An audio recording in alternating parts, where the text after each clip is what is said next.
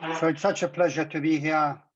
I want to start with expressing enormous gratitude and thank you to all the colleagues who have joined from all over the world. For some, it is early morning and for some, it's very late night. So thank you once again, I appreciate, and I promise that I won't let you down. And this will be a very, very provocative class, session. I'm using class because I'm a teacher. Anyway, so let's start with without and thank you, Noreen, for such a rich presentation of mine. I think the expectation went too high, and I hope not to kind of Okay, well, look, let's start with the presentation right away. So this is what the title is. I've made a couple of other presentations under similar titles, but every time it has become sharper and more kind of complicated for myself, not only for those who listen to me, but I've realized my own mistakes every time I present it. And therefore, this is going under further refinement. And also, we are thinking of publishing something under this title. Right now, so I'm going to tell you 5 interrelated stories. One of them is education, research, and knowledge production, where I'll speak about key argument. Then I quickly move into decolonization, recolonization, indigenization discourses, largely building on what Iveta Silva spoke a couple of weeks ago. I don't want to speak too much about that because I think we all know about this. Then immediately go into education, research, and knowledge production in Tajikistan and Central Asia.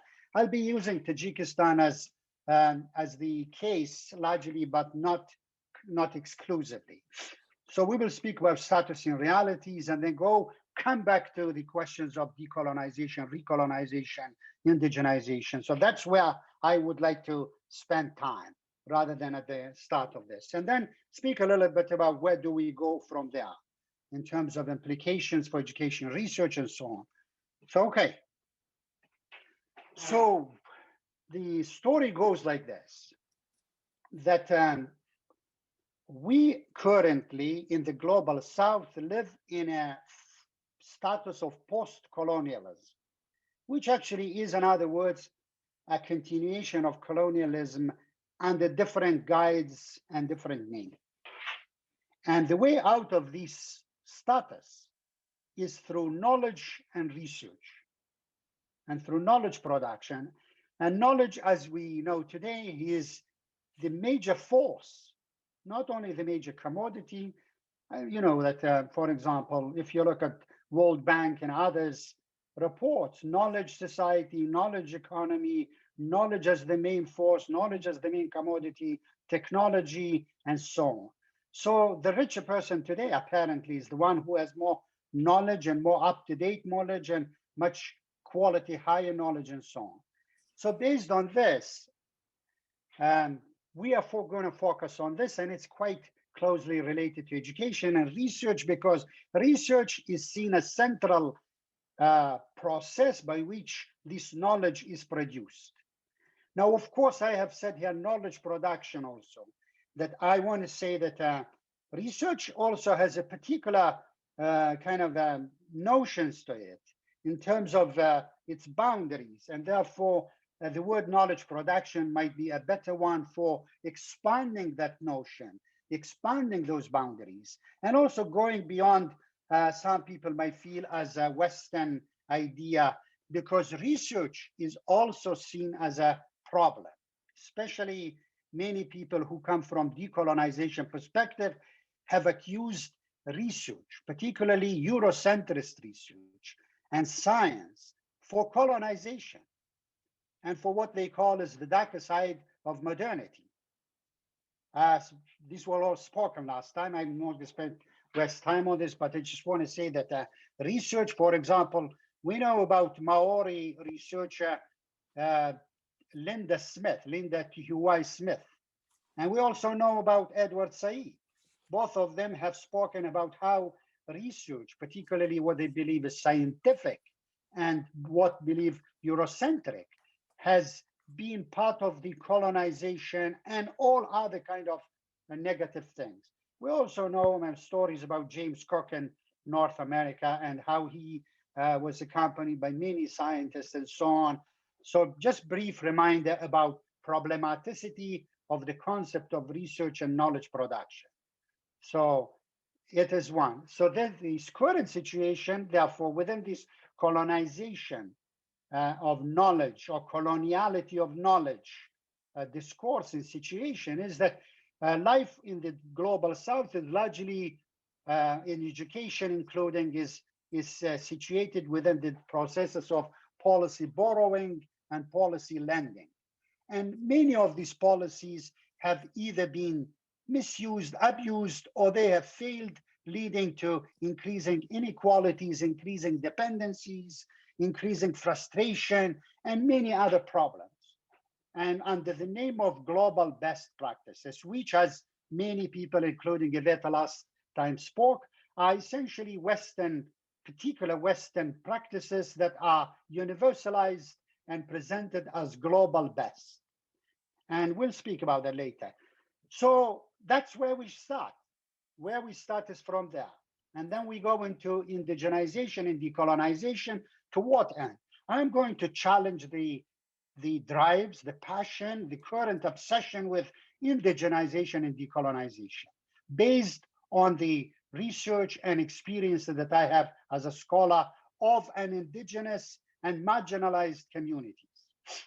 Okay, so then my argument is that we work instead of decoupling, instead of rupture, instead of disobedience and all other kind of radical approaches. I suggest that we work with, despite and against best practices, Eurocentrism, and other alternative epistemologies. So that's the framework I suggest. So let me move now into next one. So these are the sources of my data. It's, as Noreen said, more than 20 years of engagement and education and development in Central Asia and South Asia. And of particular interest are there, of course, my work with international organization we just mentioned, but also my graduate course called Education, Research, and Knowledge Production in the Global South. We do here splitting work on identifying alternatives to Eurocentrism. And we have had the hardest time in this. So let's go further. So this is, I want to show you, this was shown by Iveta Silva last time. And this shows about pluriversality. This shows about multiplicity of approaches to knowledge production in the 21st century and so on. So I'm going to move on with this. So what are the key concepts? The key concepts are colonialism as dark side of modernity, and we live in post-colonial condition where colonialism is happening largely hegemonically, not necessarily all the time. We still see use of military force and powers, but quite a lot of it is through education and through knowledge and through music and through arts and through all other kind of media and so on. So that's what is called hegemonic, where we actually like it. We take it in because it comes in soft power. Then knowledge, as we said, and knowledge production as defining forces, and Eurocentrism currently leads the knowledge production, which actually means that the knowledge production, both in the North and South, is presumably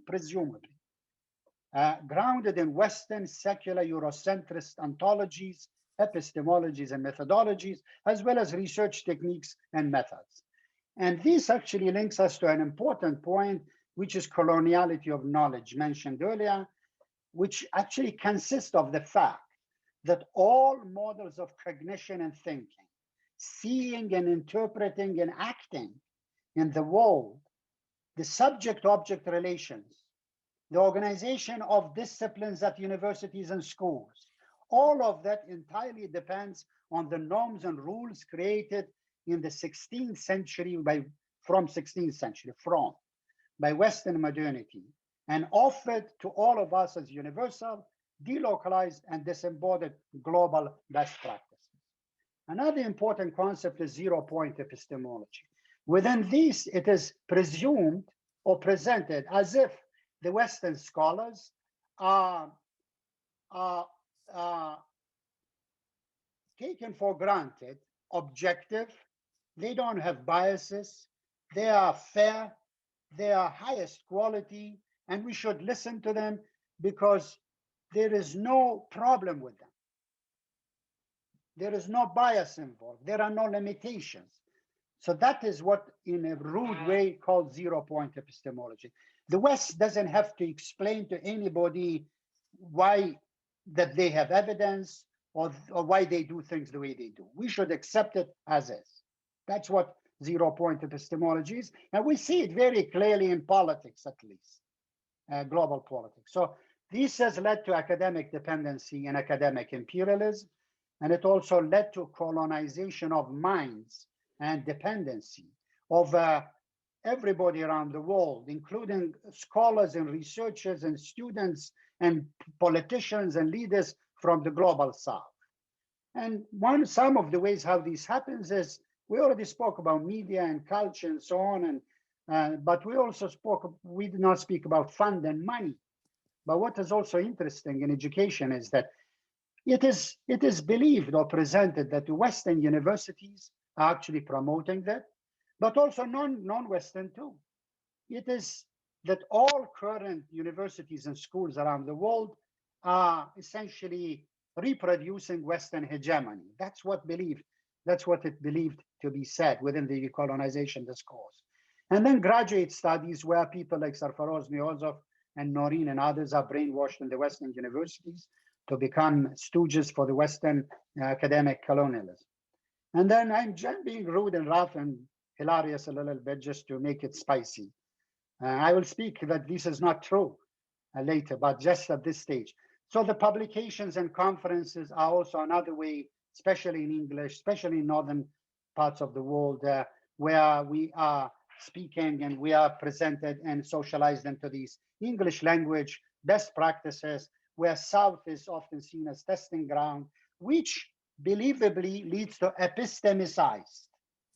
You know, epistemicized is a word that is used for elimination and disappearance of alternative knowledges, languages, cultures under the academic colonialism and imperialism.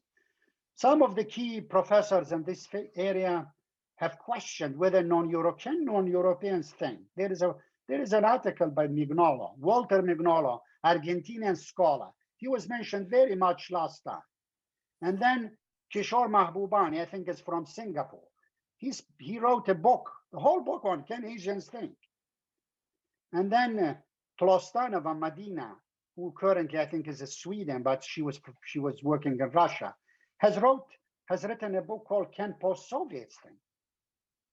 And then we know about Spivak, who started all this by saying, can poor people, can marginalized communities, can small communities, can subaltern think?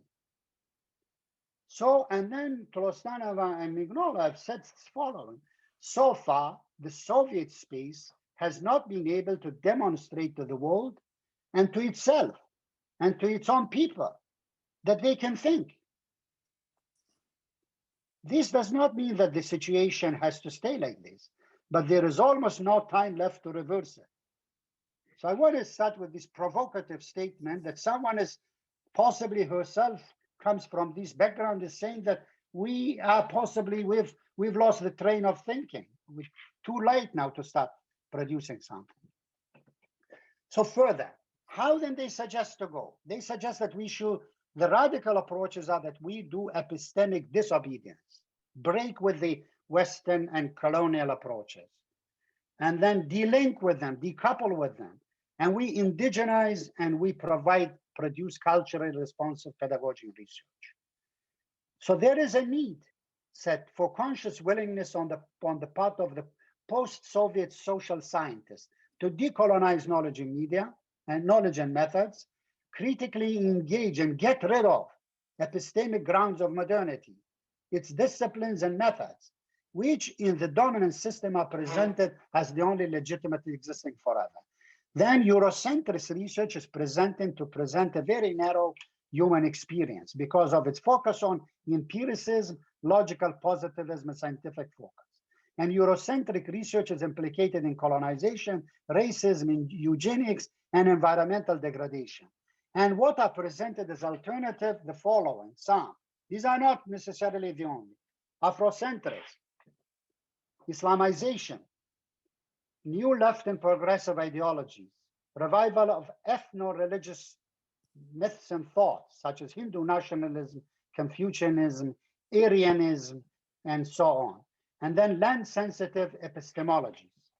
So these are just few alternatives about how to go. Now let's go to research in post-Soviet Tajikistan. Take a little break.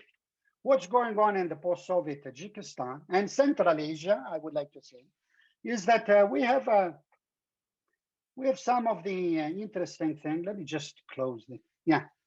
So in post-Soviet Tajikistan, we have a typology. There are all types of research happening. People are writing, people are producing knowledge, people are doing research. That's an important thing. Now, what we have is historically, one of them is pre-Islamic and Islamic approaches, which actually show the superiority of Islamic knowledge, superiority of the prophets, imams, and even ulamas over the secular scholars. And we have ideas such as ilm, ta'lim, tarbiyah, adab, ijtihad, qiyas, isnad, as research and education ideas that have taken from Arabic and Islamic heritage. Knowledge is perceived to be, true knowledge is perceived to be sacred. And then any knowledge that questions that sacred or religious knowledge is not accepted. And then reform is seen only within Islamic framework. We have Jadidism. Adib Khalid is writing endlessly about these things and so on. So, and then we have textual studies such as Safarnamas. We also know about medical research by people like Ibn Sina, and anthropological studies by Biruni, and so on. And so that's the first thing. The second thing is that there is a Soviet style of research that was developed in the Soviet time, but continues to be. And indeed, the Soviets try to do a kind of epistemic breakup and decoupling from the Western capitalist Eurocentrism, although in themselves they were Eurocentrists in a way, because Marxism is also a production of European mind and European research legacy, particularly Enlightenment and modernity. But nevertheless, so they have their own candidate doctoral degrees, books and monographs are produced. The idea was, or the purposes was to prove, now look at, compared with the Islamic one, superiority of dialectical and historical materialism and Marxism-Leninism.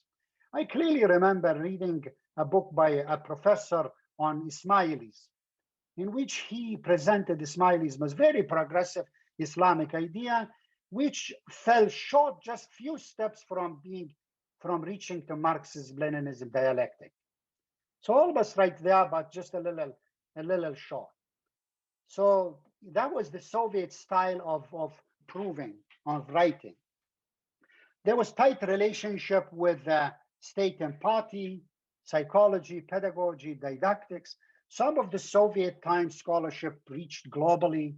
Vygotsky's ideas are, particularly social constructivism, are today dominant education philosophy around the world. This is something amazing to have, but it is. And then use of Russian language in scholarship, supervision by Russian scholars was quite important in the Soviet time, although not all the time, but it was seen as a prestige. And then there was a very interesting approach also, teachers writing on their best experiences. And lots of teachers' writings were happening. So there was a lot of research happening within the confine of dialectical and historical materialism in education. But interestingly enough, that the critiques by Sarah Amsler, as well as Tolostanov and others, is that like the West, the Soviets too created local academies and institutions and scholars in the periphery. Now, periphery could be Central Asia. Many of the locals, similar to those trained by the West in their colonies, do not see themselves as colonized minds. So the Central Asians, in other words, would not see themselves as colonized. And this is interesting because when I led the Aga Khan Institute for Educational Development in Pakistan, My professors also did not see themselves as being colonized in their mind. Although I was telling them that I might be colonized, they did not like the idea. So, but let's go on. So these scholars do not see themselves as colonized. And they don't see themselves as conduits for reproducing Russian and Western hegemonies. Russian Soviets at the time of Soviet Union dismissed the local ways of producing knowledge and replaced them with the modern West. And then further, Soviet social sciences, being a poor copy-paste of the Western social science, tweaked into a progressive Marxist-Leninist liberation ideology, but they actually camouflaged neo-colonialism and neo-imperialism. Now, these are charges made against the Soviet scholarship. I'm not fully sure about these. I think it's much more complex, and I'll speak a little more about this. Because, look, I mean, the question then becomes, I'll speak about this later, let's wait for that. But so then let's go further. Types of research in Central Asia, further. So the one in post-Soviet one now we have is research continues. People are producing knowledge. People are writing books. Look at the two books on the left side. Pedagogika Eptikora, Innovative Pedagogy by Sharif Zoda, Karimova, Solaimoni, Bulbulov, and others. And these are well-known, renowned scholars who crossed Soviet to post-Soviet times and have written very important and very interesting scholarly work. Fayzullah Sharif Zoda is another one who wrote a very interesting book on inclusive pedagogy and so on. And as you see in Jahan Ro Nigar Bachashme Khirad, he uses a word from Rudaki, a 9th century Tajik scholar, which says, look at this world with the eye of wisdom, not with the eye of that body. So anyway, there is a lot of studies and education that are framed within the ethnopedagogy. And ethnopedagogy could be seen as a form of indigenization pedagogy, where the local scholars look back at their legacy, pre-Islamic into Zoroastrian times, Islamic, and even Soviet, and then bring from it the best that comes from the nation and its history, and that fits and aligns with the larger global humanitarian or humanistic values and frameworks. In other words, showing that the Tajik history and culture produced ideas as good as anyone else in the world. So that's what ethnopedagogy is. And it's an important part and an interesting thing, but we will speak a little more about this. But history and tradition are brought up, patriotism, national thinking, sometimes leading into nationalism, and nationalist ideologies are being promoted. Use of English literature is very limited. Indeed, one of the articles I just read by Fayzullah Sharif Zoda, which actually quotes English sources. But when I looked into those English sources, those were actually Russian sources written in English or translated into English. I was surprised, why would he do that? Anyway, experimental, quasi-experimental, sociometric approaches with some intervention and proof of that intervention are described by the researchers. National pride is close, and the research is closely connected with the state and state ideology. And it's also very deeply connected with Russian and Eurasian scholarship.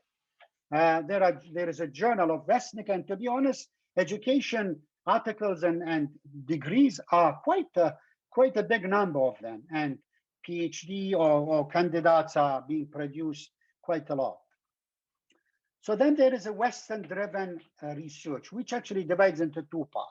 One of them is done by NGOs, bilateral and multilateral organizations.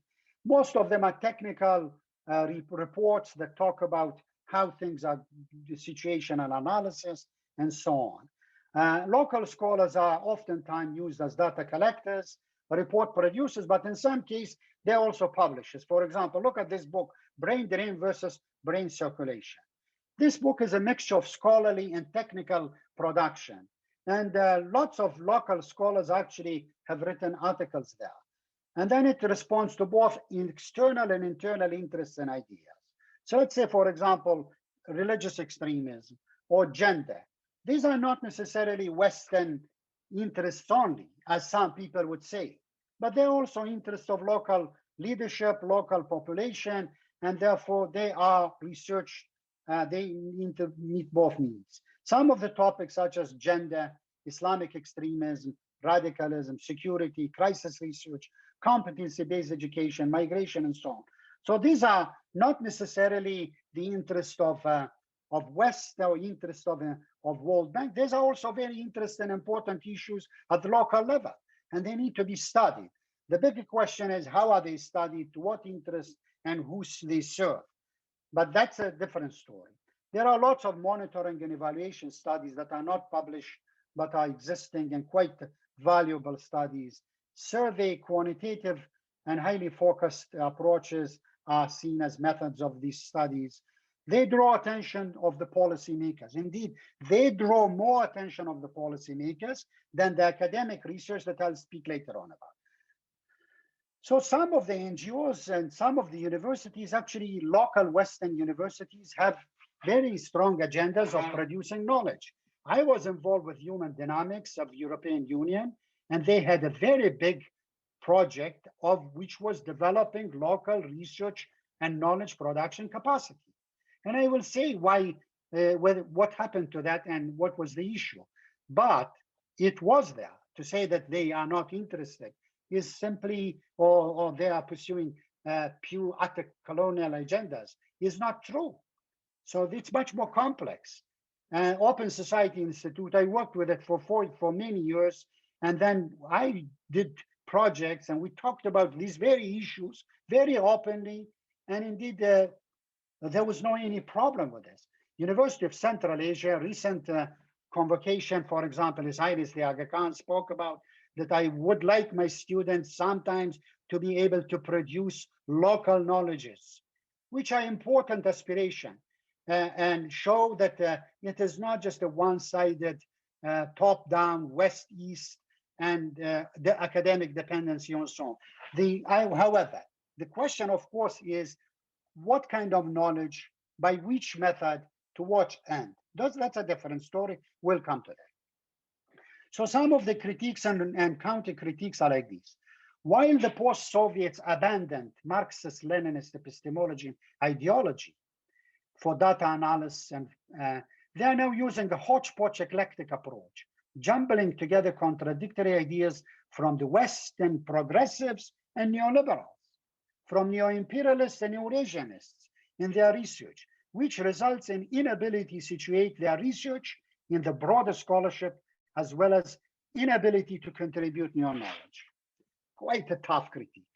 Amsler spoke, critique of global capitalism and liberal ideologies of democracy, long considered the hallmark of post-colonial writing in the West, has very little resonance in Central Asia, where the colonial past itself was socialist. And then Central Asian researchers refused to question the generally accepted Western scientific terminology and approaches, defend them, once again, as presumably objective and uncontaminated by locality or by ideology. And silently, they agree that knowledge is always produced in the West. Quite tough. Tlostanova is very provocative. So let's go into the last one. The last typology is academic scholars in Western academia. Now, there are Western-born scholars such as Chris Wissel, Alan DeYoung, and David, and many other my friends here. But there are also former Soviet scholars in Western academia, like me, like Sarfaroz Nioza. And then there are post-Soviet graduates in Western academies. We have now some of them already graduated, and I know I don't want to mention their name, but so they do quite a lot of research, produce knowledge, but there are some issues there. One is that their research is not accessible to local educators and policymakers. Part of it is because of language, as Duchamp has mentioned this many times. But however, quite a lot of it is that they are not accepted and recognized by local scholars, by INGOs and NGOs. So this local Western scholarship produced by people like me is oftentimes seen as not good scholarship enough. I remember one person of Tajik background read my PhD thesis, and my PhD thesis won 2 best awards of the time. And when she read, she said, I liked it, but according to our criteria, this is not research. And we know that PhD is the toughest time and the most rigorous time for producing research. If we really genuinely produce a research with all the criteria, that is a PhD. Of course, it is underdeveloped, but that's what it is. Yet this is how it was seen. And I've seen many local scholars who have actually denigrated their Western friends and even relatives and colleagues by saying that their project, their product is not good scholarship, and so on. So similar to the NGOs and universities, for example, very recently an article, report was produced by University of Central Asia on status of education in Kyrgyzstan. And I read it, very comprehensive, very good report with all the things. I will speak a little more about that later, but there is no any single reference to any scholars of local or Western academia on the education issues, while all those people have written more than once about the very issues. So I have actually asked that person, can you tell me why you never quoted anybody from the local or Western? And we still have not spoken about this, but I have a promise soon to talk to person. So then we have Western style universities in Central Asia, where I already spoke about this, that were also such as Nazarbayev, such as Aga Khan University of Central Asia, American University, and so on. So let's go on. The post-Soviets, now here is an accusation of people like me, leveled at people like me. The post-Soviet scholars, whether working in the former Soviet Union or even West, do not have visibility, cannot challenge the Western post-Soviet narratives of the Soviet countries. The post-Soviet space and its social sciences and scientists for the rest of the world, and the refusal of the global north to accept the post, in other words, as if the northern universities, the post-Soviet scholars are not seen as rational subjects, and they're not visible, and their ideas are not accepted. I mean, this is written by Tolostanova, and I would disagree with her very deeply. Any scholars elaborating their own critical post-Soviet theory formulated from the border position between the Western and Soviet Russian modernity or coloniality without subscribing to any of them are immediately marginalized. Now, let me tell about my experience of refuting this. I come from the smallest village in Tajikistan. I'm a triply marginalized person. And I did my graduation at one of the top universities in the world. And indeed, OIZ is fourth or fifth best education institution in the world. And my PhD won 2 best awards. And I was later on won position at the university. And I've gone through the rank, and today I am acting associate dean of the university. And I've been accepted by my friends at the academia, by my colleagues, both within the Central Eurasian Society, with SIG, Comparative Education Society. In my own university, my ideas are sought out after, listened to. And I am being told by people that I am marginalized, I'm invisible, and so on. Take another case of not me, but Iveta Silova. Iveta Silova was president of the Comparative Education Society. And her writing is at the top of comparative education. She is the leading scholar of comparative education. Coming from a marginalized background, from Latvia, with mixed background and so on, I don't know how is, the only thing I could perhaps blame is that I'm not producing enough and I'm not challenging enough. And I raise questions about Islamophobia, about academic colonialism, about Russophobia. And no one has put me down for those. People listen to them. And indeed, today at the OIZ University of Toronto, we talk about inclusivity in our faculty hiring. We specifically look for professors and scholars who are not from white and not from West and not from North background. And going beyond me, George Nana Day, is a top Afrocentrist scholar. He is a top scholar at OIZ. His views and ideas have led to the opening of Afrocentrist schools in Canada. Now, that doesn't mean that everything is rosy and everything is perfect and beautiful. There are resistances, there are critiques of us, there are questions of us, and we acknowledge that we are not perfect. But to say that we are invisible, that we are accepting everything and we will not be given any place if we don't do this, is an essentialization, and it is not grounded in full scholarship. Indeed, I would say that I don't know if I would have that visibility and acceptance and appreciation in the former Soviet Union, including in Tajikistan. As I said, that very little appreciation of research that we do, very little acceptance is happening indeed, and the back home rather than in the Western academia. Let's move on. So further into, now this comes from my field works. So my field work, actually, I did lots of work development, but I also interviewed people. And one of the things I found is that there is very little appreciation and acknowledgement of pedagogical research or education research. Indeed, pedagogy is not seen as a serious subject and as something that is of equal status to other social sciences. So people who do research in pedagogy or in education are seen as almost like second-class scholars.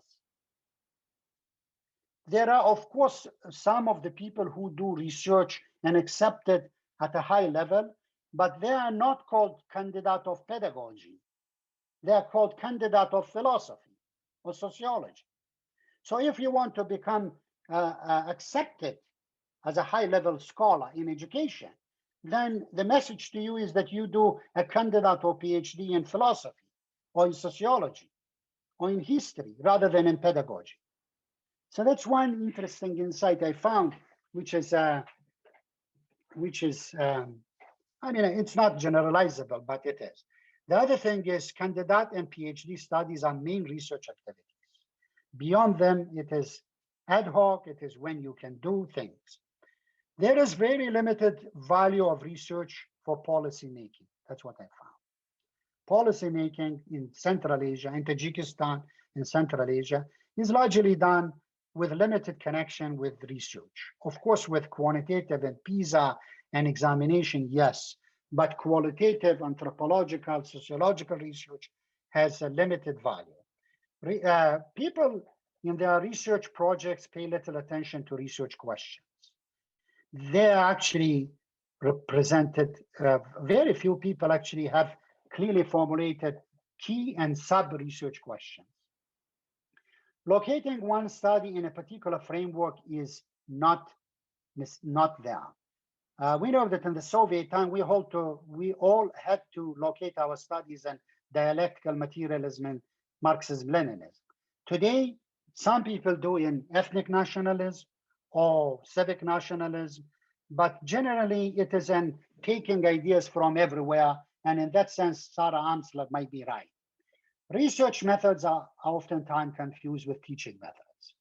Breadth is taken much more seriously than depth. For example, recently I was an appraisal for research that actually studied the impact of 5 global civilizations on Tajik culture. Now imagine I'm in a PhD study like that kind. The study was quite good. I was very impressed with the young person's ability to grasp the key issues about these 5 global civilizations. But look at the breadth. I mean, I told them in my appraisal that you should have taken one of these civilizations and gone into depth and do fieldwork. So fieldwork is generally not seen as important or not done all the time, although some intervention related are done and some of it is done through international organization.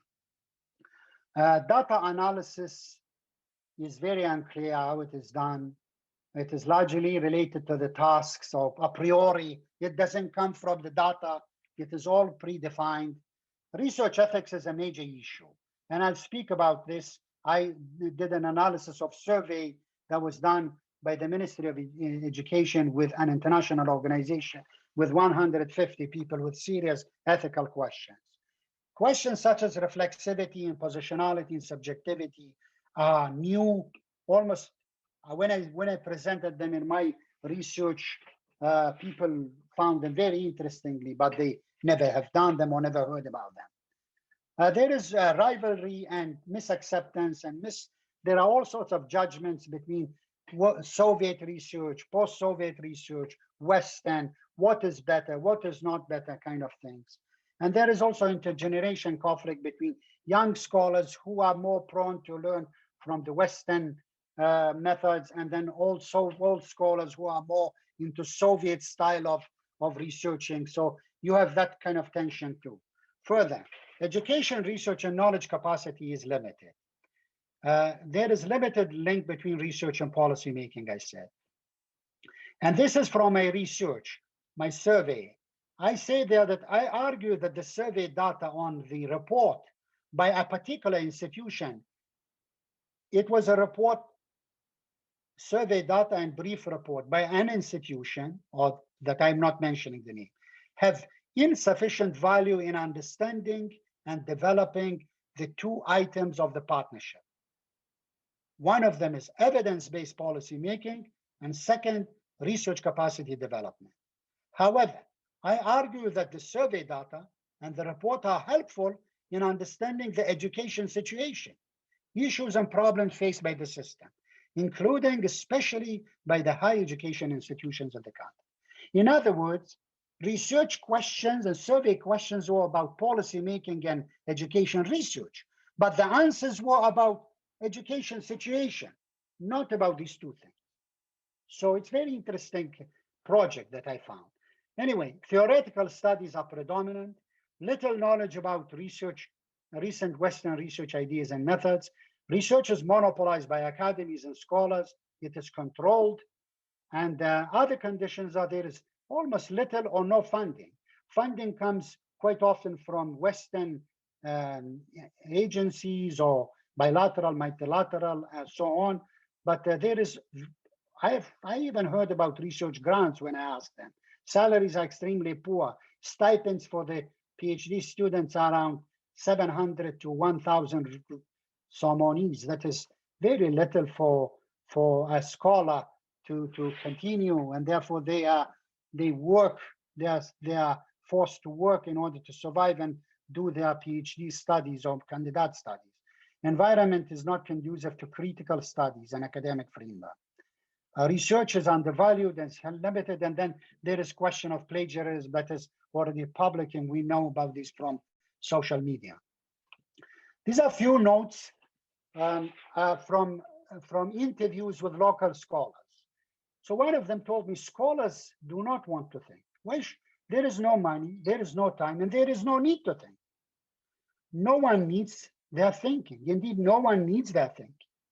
They need to implement well what is there rather than produce something new.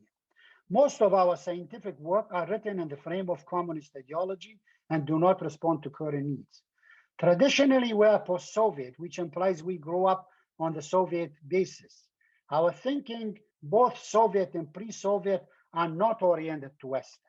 So moving towards Western ways of knowledge production would require complete transformation of our values and thinking. Research that are being done are not bringing many benefits. Currently, we are not able to produce ideas about our society's education.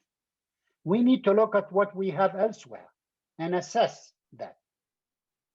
I agree that our students cannot think. I know that from my teaching. We should not borrow from Arab countries or Pakistan or from this so-called South-South collaboration. We can borrow from them only problems. They do not have solutions. Now, these are some of the tough points. I disagreed with this, but this is what I found.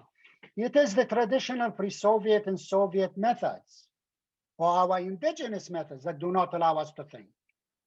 We do not want to borrow new methods from the West because they make us think and analyze and solve problems. We contextualize, critique, domesticate, and adapt. Why should we produce everything new? What is wrong with critical thinking, culturally sensitive pedagogy, child-centered pedagogy, outcome-based learning, disability studies, gender studies, and list goes on. Knowledge is not anyone's property. It is global and always travels like airs and birds. Research is the job of academies and universities and not of teachers. Okay, very few are last one. So this is, I already spoke about this in terms of a survey that I did. Let me move on. So now add to all of these things that the problems in education are even more basic than research. Research could be seen as almost like a luxury. When you look at the reports starting from 1996 till today by local and international organizations, and they talk about decreasing access and dropout, poor quality of teaching, irrelevance, teacher status and image, education and job gaps, public spending, its inefficient and inefficient use, corruption, lack of autonomy and freedom for the school leaders, information technology, how to handle COVID and pandemic, science issues, lab issues, facilities, textbooks, examination and assessment system, high order thinking, problem solving in 21st century competencies, language issues, quality of teaching, citizenship issues, gender and other inequalities, rural inequality, gender inequality, ethnic inequality, intolerance, school interruptions, school buildings, parental involvement, Absolutely. and so on. So let's move on, finish. So now come back to the discourse on decolonization. So there are some tough questions. What is colonization exactly? Why then decolonization is only about Western, Eurocentric, secular, and scientific? What about Islamic? What about Chinese? What about Russian? What about internal colonization? And then is Western, Eurocentric, scientific ideas all that bad? Where do Soviet time approaches stand in decolonization and indigenization? For example, Soviet Union, some people, as we spoke earlier, quoted someone, some people say it was camouflage for another form of colonialism. But in the Soviet times, they created schools and roads and libraries and telephones and many other things in smallest villages. Literacy went 99%.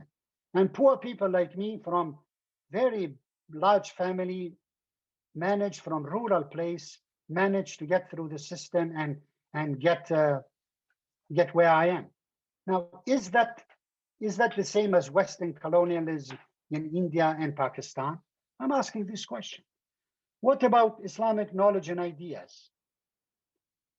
And what about these alternative epistemologies? Are they all good and perfect? What about contextualization of Western ideas to serve local people and local ideas and local policies? Is it still colonization? What about role of local elites and local scholars in the process of colonization and decolonization in education and mind? No academic and no colonization of mind and any other type happens without participation and complicity of local elites and people. Role of religions in colonization. We now talk about Christianity's role in colonizing and terrible things that are happening around the world. What about Islam? Is it anti-colonial, non-colonial? When something that itself must have been colonial becomes then anti-colonial? For example, Islam in South Asia and Central Asia came and took over the existing cultures and existing ways of living. And then later on, it became this anti-Western, anti-colonial discourse. So how far do we go with decolonization? What exactly is indigenous? Is it going to the past? Is it romanticizing the past? What should be our approach to the past? When we speak about those past ideas and discourses, such as Islamic, or even pre-Islamic, such as Zoroastrian, Buddhist, Hinduist, are they pure? Don't they have inequities? Were there injustices, not injustices? Who produced knowledge? What was all other issues that we talk about that today? Anyway, so the other tough questions about journey towards decolonization. So Mignola presents that the critical task of decolonization is to produce pluriversality. And it is to create an open horizon of pluriversality where many different worlds and worldviews can coexist on a non-imperial and non-hierarchical basis. Beautiful. But the question is, how do we deal with these multiple perspectives? Example is COVID. When COVID hit us, now, how do we deal with this? Should we allow for these multiple perspectives with their implications? Or what we did is that we ultimately reverted back to the science. The other thing is, how do we deal with when something that we used to call myth or relics of the past or religious or emotional is now becoming almost like equal with the scientific and rational, and how do we now deal with the North and South when everything is blurred? Where do we go from there in terms of decision making if we go for pluriversality? Or should we go into decolonization and indigenization as a syncretic analysis of the best ideas from the past and present and futures? And do it through critical and constructive approach, accompanied by reflexivity and by genuine dialogue between past and present, local and global, North and South. And if we go for the last one, what would be the criteria for judging and for sitting on the table? Implications. So education, research, and knowledge production are important for decolonization, for developing indigenous dignity and honor, for creating prosperous nation states in Central Asia. And therefore, research culture should be developed, but research should be demystified. Research is not the final truth. It should be seen as knowledge constructed by humans and therefore amenable to critique and challenge and reconstruction. And then it should be democratized from few scholars into teachers and everybody. It should be diversified in terms of epistemologies, in terms of frameworks, ideologies, and methods. And it should be based on dialogue with self and others. Decolonization of knowledge requires scholars to engage in decolonizing their own values and beliefs and practices, their own subjectivity, so that the understanding of the self is transformed and the subjectivity rebuilt. Very important. And then the indigenous needs to be created and produced as a result of synthesis, not dug from out and romanticized and represented as something that is perfect. And then work critically and constructively with, despite and against Eurocentrism, Islamocentrism, and ethnocentrism, and see them as social construct so as to produce something new. Thank you so much. Universities are very important here, and the critical aim of university is to shape not a submissive and loyal, narrow specialist, but a critical thinker, self-reflexive, and independent individual who never accepts any ready-made truths at face value, and who truly and unselfishly is interested in the world around us, in its diversity, and strives to make the world more harmonious, more fair, and for everyone, and not for a particular privileged group. Thank you so much. I've critiqued Lostanova a lot, but here I want to give her credit. I want to thank you, and this is the end of my presentation. We can start the question and answer.